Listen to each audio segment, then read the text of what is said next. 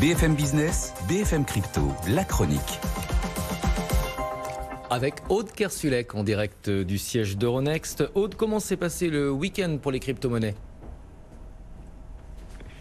Bien, on a eu une hausse des marchés, d'ailleurs actions, qui a profité aussi aux actifs risqués et donc aux principales crypto-monnaies. Le Bitcoin est au-dessus de 21 000 $, même 21 582 $. Alors c'est vrai que le week-end est souvent favorable du côté des crypto-monnaies parce qu'en fait on a beaucoup de particuliers et pas d'institutionnels qui agissent. À noter la belle remontée de l'Ether depuis une semaine qui prend 22%. On est à 1431 $ alors qu'on était quand même coincé dans un dollar sur l'Ether entre 1050 et 1250 depuis une dizaine de jours.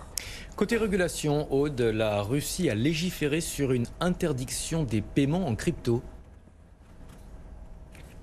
Oui, le projet de loi a été promulgué en fin de semaine par Vladimir Poutine. Alors, il est toujours possible d'acheter des cryptoactifs ou même des NFT en Russie, mais il n'est pas possible de les utiliser en échange de biens et services. Alors, il y a quelques exceptions néanmoins, notamment les paiements internationaux qui devraient continuer d'être autorisés, ce qui est rationnel au vu des sanctions évidemment qui touchent le système de paiement international SWIFT. En revanche, les dirigeants du Kremlin gardent quand même à l'esprit que les crypto-monnaies peuvent être utilisées pour le blanchiment d'argent, pour le financement du terrorisme ou même pour contourner la politique mise en place. Donc ils restent très vigilants. La Banque centrale russe souhaiterait notamment une interdiction totale.